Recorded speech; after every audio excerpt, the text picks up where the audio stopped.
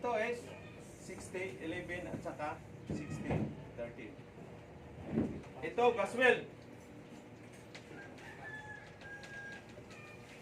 Oh, at saka ito yung masining. Kaya, pag mandaya kayo, sabihin nyo, ay mayroon na akong, ito yung ano, specimen ko sir, ito yung project ko. Tapos yan lang pala galing. Sinano nyo lang, dilinisan lang. Tungtuwa kayo dahil nakadali kayo sa akin. Pero ang ending, pagdating sa barko, hindi nyo alam marunong, hindi kayong marunong humawak sa lift machine or pagdating sa treat test. Kasi karamihan i-treat test kayo. Hindi lang yung certificate, you have to prove na you are a machinist. O ano pang kailangan? Kailangan marunong kami magbasa ng Vernier Caliper. Ha? Siyempre, may mga agency, bigyan ka ng Vernier Caliper, sukatin mo yung ballpen. Minsan buhok, pagkuhaan ng buhok, sukatin mo sa micrometer. Ilan ang sukat sa micrometer sa itong ano natin, balahibo? Di tinuro, engineer Kapawa? Wala. Yan ang ano dyan. Ha? Ilan Mark? Itong ano nyo? Yung sa akin kasi dati, parang depende, 0.03 gano'n. Oh. Mayroon yan, mga sukat sa micrometer. Kaya sa barko rin, ang magsukat niyan, pag hindi alam ni first engineer, yung magsukat ng Vernier micrometer, ikaw, Peter, ang papareading. Lalo na si chief engineer, hindi rin alam mag-ano na yan. Ay mga sensitive na ipapasukat sa'yo yan. Ngayon, kung hindi ka rin marunong magbasa ng Vernier micrometer, prada ka pa ng good choice, patay tayo dyan. Pagdating doon, tanong-tanong ko lang sa Sir Kapawa. Ano ang reading? Oh. Kasi pagtapos niyo dito sa machining, wala na magtuturo. Magaya kayo kay Randy at saka kay GR. Sir, ayaw gumana yung automatic. Sir, iba ang suka, iba ang sa thread gauge. Sabi ko baka magpalit kayo ng gear niyan. Hindi ang quick change. Anong ibig sabihin ng quick change sa Lalit machine? Ha? So, ibig sabihin, quick change, hindi na kayo magpalit ng sisiping mo lang yung lever. Ha? Mayroon doon sa chart. Oh, insist at saka electric. Pag magkasampa kayo ng lit machine na panahon panikupong-kupong, palitan niya ng gear. Ha? Palitan mo ng gear yan. Tanggalin mo yung cover ito sa Ngayon, kung quick change, ayos. Kasi sisiting mo lang siya. Ha? Pero pag kayo, huwag kayo mag high speed. Ha? Nag-ano ka ba? Muna sa pinakalo. O saka ka mag-practice doon. So paano mo paano kayo sa kung tama na yung gauge, sa tama na yung niya. Thread. Anong gagamitin nyo? Thread gauge, di ba? Itapat mo ngayon, pinapakain mo sa bakal siya. Tapos itapat mo yung ano ba, 1.5 or 1.75 or sa inches naman. Oh. Kasi walang mag-ano sa inyo doon. Wala nang tutulong sa inyo doon. Wala. Ay, sinong tutulong? Ikaw lang isang Peter. Ay, yung mga kasamahan mo, mga puti din na Ukrainian lahat. Kagaya kayo kay kaya Pinos. Siya lang isa Pilipino. 20, parang 24 sila o 25. Siya isang Pilipino. O di, cola bread. Ano naman ang problema doon sa kanya? Ano ang problema? Bakit siya nag-message? Dahil, kayo nakaano na kayo ng mga requisition, di ba? Ha? Kasi walang requisition, mga parts, kung anong i-request niya. Kasi panay uwi man yun sa Davao. Hindi, pagdating sa barko, sinabihan siya ng first engineer na Ukrainian, mag-request ka ng mga gamit. Anong i-request mo? O di? Wala ka ng tanong, hindi ka sir, budiga. Wala may budiga na. Sa budiga, kargamento, mga sulod sa budiga mo. Pag steel, ang budiga, pag steel, inyong kargamento, steel, lahat yan. Pag mais yan. Wala na budiga, ang budiga. Engine room. Kasi lahat ng mga gamit mo ng fitter, sa engine room yan. Kaya dito pa lang, tinuturuan ko kayong mag-request ng mga ano na yan. Mga consumables, welding rod, mga steel, mga fittings, bolt, nuts, washer, lock washer, gasket, mga flanges, pipe, anong klaseng pipe, BI at saka GI, anong size, dami yan, simula, umpisa kayo ng 1 inch, up to 6 inches, no? So, dalawang klase. O, tapos mayroon pang mga copper tube. Pang saan yung copper tube? Sa mga fittings, pressure gauge. Sa mga steam, yung steam pipe na high tensile heat resistant na mga tube. Ordinary naman yun, pero heat resistant siya. Siyempre, sino mag-request niyan? Ikaw, Peter. Ngayon, pagpapatay-patay kayo, galing dito, relax. Yun ang, ano na yan?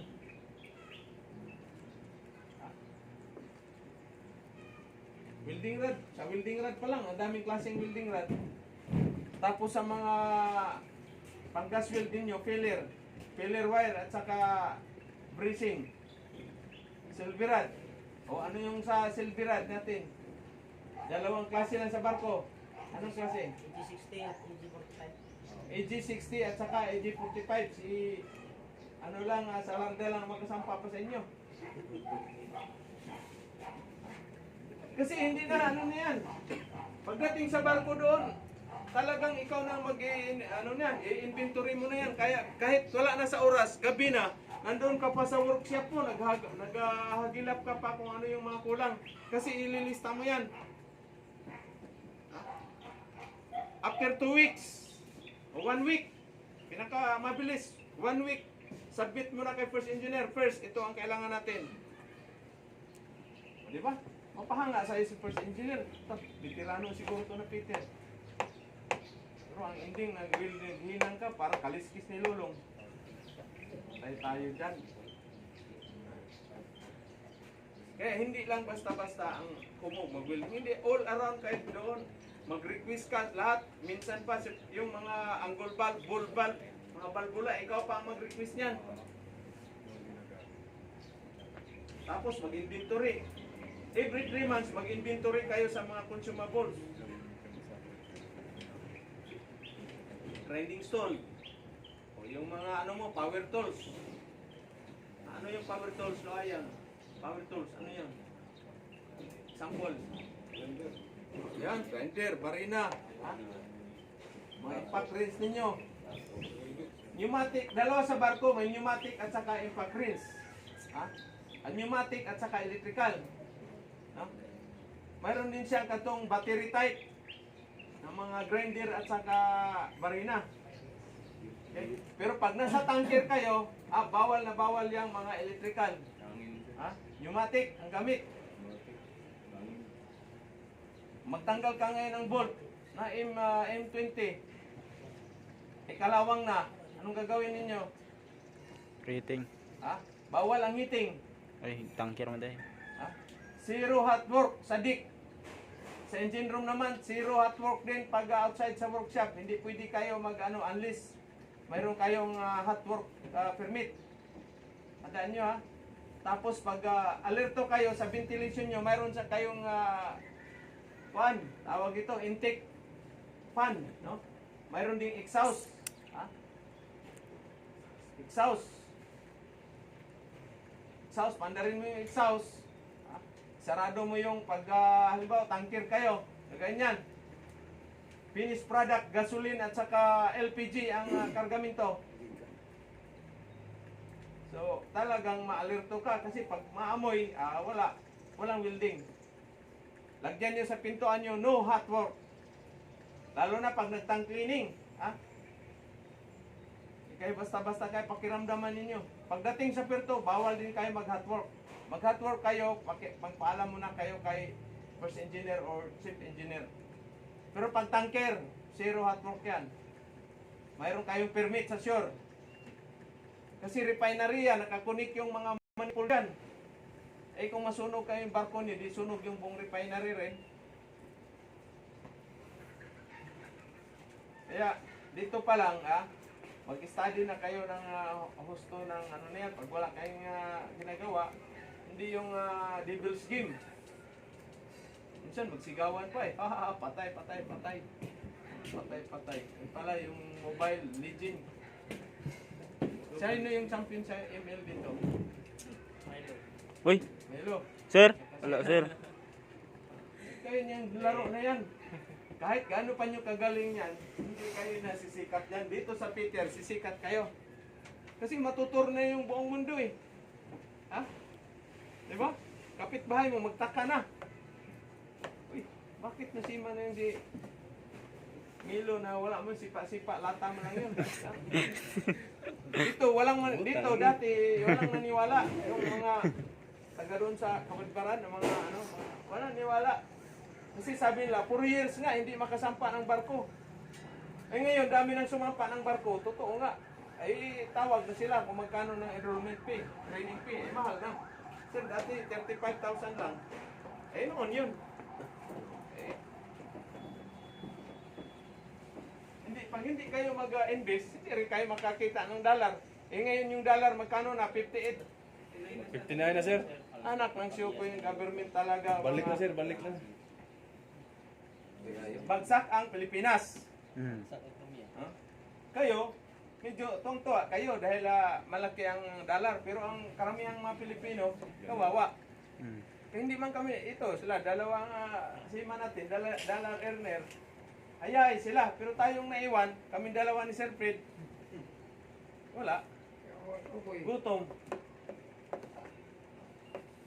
Kaya hindi basta-basta ang Peter na responsibilidad sa barko ha. Ngayon din sa land base, ganun din. Kita nyo si Chiri, shout out Ma'am Chiri sa Australia. Siya lang mag-isa doon, ang laki ng ano na. Siya lang isa binaswasanay na welding. Walang ano yan, green ang katulong mo doon. Sabihin mo pa, tawagin mo pa si, patulong ka, wala. Green ang katulong mo dyan sa ano niyan, sa land base kayo. Laki ng building, 2 tao lang kayo. Kanya-kanya kayo dyan ng area. Eh siyempre, green ang ano nyo. Buhat. Eh, kung di ka marunong mag-operate ng crane, anong gagawin? So, magpaturo kayo. Do not operate the machine, no? Pag hindi nyo, abisado. Hindi nyo, pamilyar. Kasi magkakos kayo ng aksidente. Ang cause ng accident, damage property, damage na yan ang makadisgrasya pa kayo, eh wala. Dumadami na ngayon Pero kunti pa na nagbayad Sir Pete, no? Kasi, Taon niya na Sir Pete. Kunti pa kung talaga, Ayos ba yung ano natin kapon? Make ikaw? Si Ikwan, sino ba yung isa? Asan yun si Ikwan? Wala. Last na yung kampo niya. Duty. Nag-duty na yun, sir. Kahapon lang yung leave niya. Sino yung pupuntang Tacloban kayo? Isa, dalawa. Anong nangyari sa motor mo, ano? Nakuha na ako, sir. Nox. Malakas ka pala dyan. Kailang na ako, sir. Hindi mo pinainom na redox ng gabi yan? Ha? Magkano bayad? Wala. Nox talaga. Yan, malakas. O pag may motor kayo, wala driving without license, contact nyo kagad siya. Kahit nasa Ukraine ka na, nasa Ukraine yan, kontakin mo pa rin. So wag na wag kayo mag-drive nang walang Sinsya. lisensya. Kasi dubli yan. Once nakadisgrasya ka, accident driving without license, dubli yung ano mo, kaso. Plus, under influence alcohol pa rin, pass na. Diba? expired pala si nakuha sa registro sa sakyanan. Ay, dalawa. Grabe yung violation. No? Ayos lang yan pag walang nangyari na aksidente. Pag walang restong motor, walang driver's license, patay na, under influence pa, breed horse, disgrasya. So ito yung, tandaan niya, ito yung papuntang Manila. Pag ipatitis kayo, SIMAC o sa Taplis o saan man kayong training center, magkano doon, treatise. Itong in situ, ano lang yan, 2 hours lang yan ang ano dyan. Kuhainin mo na 2 hours yan. Oh. Halaga na sir. Ha? Ano? Halaga sir. 30. Hindi ko alam kung magkano yan. Siguro mga, ito siguro mga, baka 4-5 siguro to. Ito. Dito din assessments Manila, sir. Hindi, treatise ka mo sa agency. Pag nag-apply kayo ng agency, treatise ka mo na doon bata. Interview, and then, pag makontento sa sagot mo, di treatise ka, bigyan ka ng referral, treatise. Kaya ikaw magbayad, sir. Mayroong agency, ikaw magbayad. Mayroong mga agency sa kanila. Mayroon namang agency na mayroong welding machine doon sa ilalim. Doon ka lang pa-welding. Subukan kung welder ka ba talaga. Ha? Diba? Kaya prepare kayo palagi. Ha? May patritis ka, tritis. Pag hindi ka pa nag-tritis, ibig sabihin, ayos, kontento siya sa certificate na dala-dala mo. Pero siguraduhin nyo, alam ninyo yung location ng machine shop natin. Kasi mamaya, magaya kayo doon sa iba na tinanong, saan ba itong location ng shipyard? Ano ang trabaho ng shipyard? Ano bang ibig sabihin ng GB Engineering machine shop? Ngayon, triple J. Anong ibig sabihin ng John Ray? Anong ibig sabihin triple J? Ha? Sino may sabi? Ha? Ano yun silang Diloca Brothers? Mga hero? Sir, mga Peter. Diba? Peter Brothers yan, sir. Tingnan mo yung YouTube ni Brad Pitt, sir. Oh, yan. Oh. Sana, dapat mayroon na kayong maging ano dito, papalit sa akin, Sir Fred, National Awardee. Meron kaya? Sir, Ha? na. Kasi Milo lang siguro. Kasi Oo, siguro pag ka hindi tayo. pinanilan mo, sir, ako na lang maghawak ng cellphone, sir. Camera man. Disgrasya ko lang ng bay. Tapos ni sir kasi yung linisin nga sa baba, tumutulong. Oy, tandaan ninyo ha. Sa barko, wala kayong katulong. Kaya dito, tinuruan na kayo. Kayo maglinis. Maglinisin nyo yung area ninyo, hindi yung pasaway kayo. Tayo sa bahay natin, di tayo marunong maglinis. Pero dito sa training center or sa barko, wala kayong katulong doon. Kamarotin nyo, kayo ang maglinis. Ha? Every Sunday yan, kailangan mayroon kayong cabin cleaning. Kasi mayroong mga stricto na kapitan, yung mga sulok, ganyan ninyo, no? Inspection. Titingnan yan kung may alikabok. Inspection kami. Yung mga ano sa pintuan ninyo, cabin inspection rin, every week yan. Surprise mo. Kaya huwag kayong magsalaula sa cabin nyo. Tapos pag marumi yung coverall nyo, huwag kayong higa dun sa buildings ninyo na kwan. Saan kayo pwede humiga? Engineer. Mayroon mang sopa doon. Asapin mo yung ano mo. Yung towel mo, huwag mo namang marumi yung coverall mo. Tapos, ang marumi yung coverall, huwag kayong pumasok sa akomodasyon. Ha? Iba rin yung coverall ninyo pag mag-repair kayo doon sa loob ng mga linyada ng kubita o CR. Iba. Yung malinis. Malinis na coverall, hindi yung puro langis tapos papasok kayo sa akomodasyon. Didikit kayo dito sa gilid ng mga sa alleyway. Kalat. Tandaan ninyo ha. Malinis na coverall pag nasa loob kayo ng akomodasyon, nagtrabaho. Kasi kawawa si Miss Boy. Kawawa yung tagalinis or yung taga-deck. Kasi magwawaspin kayo niya sa loob ng akomodasyon yan. Kanya-kanya kayo. Ikaw, kamarote mo, iwaspin mo yan. Sa engine room din. Buong engine room, iwaspin niyo yan. Akala nyo lang, hindi kayo maglilinis. Buong engine room. Diyan, every Sunday dyan, waspin ka dyan. Akyatin mo yung mga pipe dyan, punasan mo yan. Kabok na. Alikabok. Alikabok, yung bulkhead niyan, ang laki ng ano niyan, akyatin mo, ano ka ng ladder. Secure mo yung ladder, doon ka. Dala ka ng timba na may basahan. Liquid soap. Paspinit, hindi yung hanginan nyo ha, kasi pag hanginan mo ito, hanginan mo lang yan, tatalsik, lilipat lang yan doon sa kabila. Kailangan talagang ano yan, punasan mo na basahan na. So anong gamitin na PPE? Pag nag-waspin kayo, kailangan mayroon kayong goggles. Kasi yung alikabok, pag punas mo, tatama sa mata mo, infection yung mata ninyo. Goggles. Sa inyo, yati, no? Lalo na sa yati, kay sir, no? Talagang ano yan. Bawal yung mga guantes na maruming mga guantes. Sapatos, bawal. Kaya yung mga safety shoes ninyo sa barko, may mga safety shoes na luma, halimbawa yung umuwi na Peter. Siyempre, minsan, iwan lang ni Peter yan.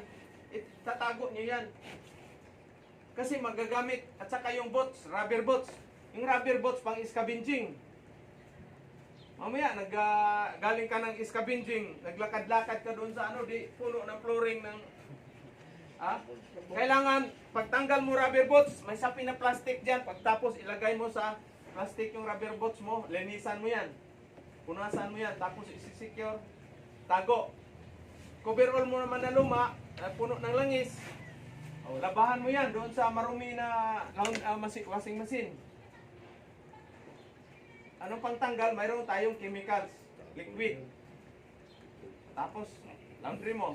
Pagkatuyo na, secure mo na, balutin mo naman ang plastic. Itabi mo kasi pangsunod na scavenging naman yan. Hindi yung marumi ng coverall tapos itapon mo na kaagad sa basurahan. Hindi yan. Walang coverall na issue. Ilan lang coverall issue doon? Dalawa minsan. Minsan may mga barko na walang coverall. Sobrang kuripot yun na agency. Ako na mga principal ba? Dalawang coverall lang papadala sa inyo. Minsan sa Maynila pa lang, dala na kay coverall at saka safety shoes. Saka winter jacket.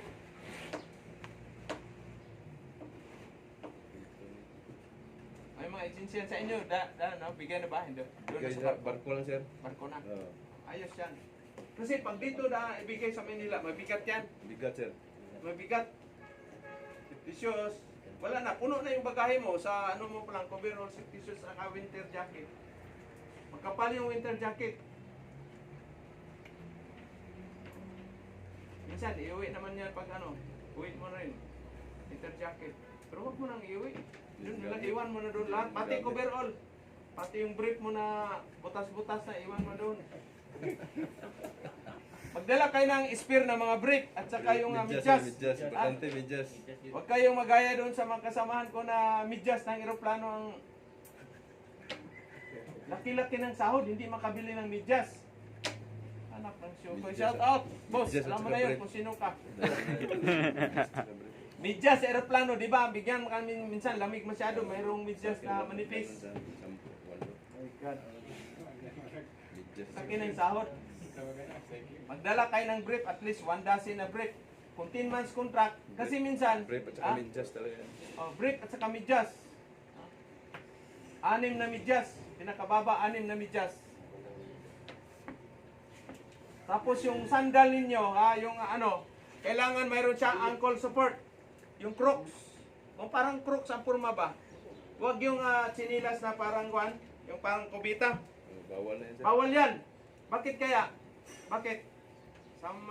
Bakit bawal yun? Kuan sir, takbuhan Kasi sir. pag nagtakbuhan yan, hindi kayo makatakbo.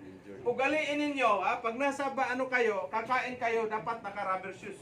Rubber shoes. Itong malinis na rubber shoes. Yung panglabas mo. Pang Gosher ba? O Vans or Nike. Siyempre, dollar earner. So, masahod kayo ng 100,000 naman. Oo. Huwag kayo magkakain na kayo na magsinilas lang nakaano na yan. Bakit? Kasi once nakasampa kayo ng barko na istrikto, ayari kayo. So sanayin niyo, first barko pa lang ninyo, sanayin yung sarili niyo. Malinis, kakain kayo, talagang malinis. Bawal na magkain sa miss hall na ka-sleeveless. Ha? Hindi pa lang talagang may cooler palagi. Pulo.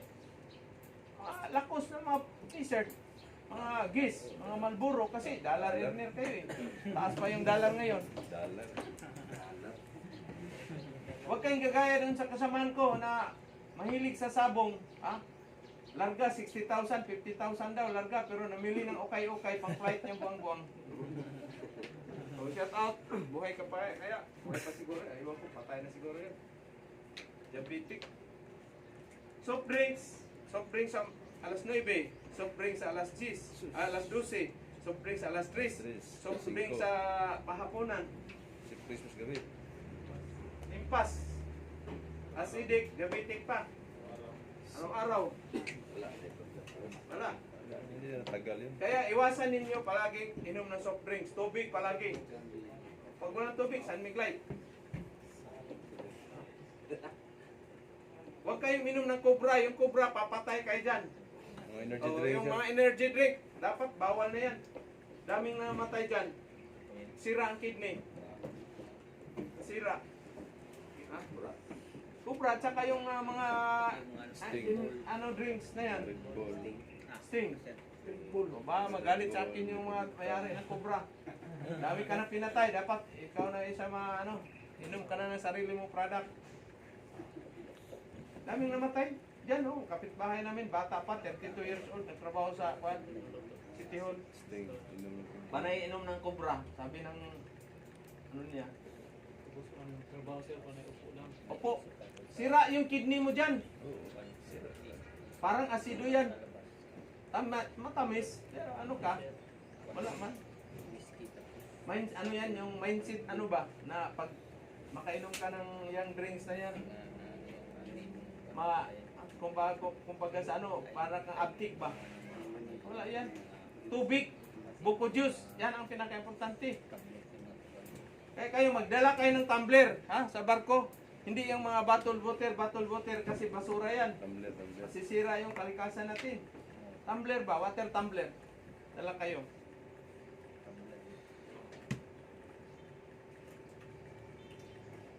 Tapos yung iba nagdala ng mga yung may edad na, magdala na kayo ng Efficacy, Omega, powder Plus. ko. Pangaplas eh. Mga plus na. Dipinsa ba? Di ba? Di ba? Experience nyo yan. Dipinsa sir. Magkabaso sa kabina. Ang tatang ng haplas na naman. Yan, alabugbugan. Oo. So yan. Pag galing kayo sa init, sobrang init, huwag kayo biglang papasok sa engine control room na aircon. Mayayari kayo dyan. Malamig yun. Mayayari kayo dyan. Init, tapos pasok ka sa aircon.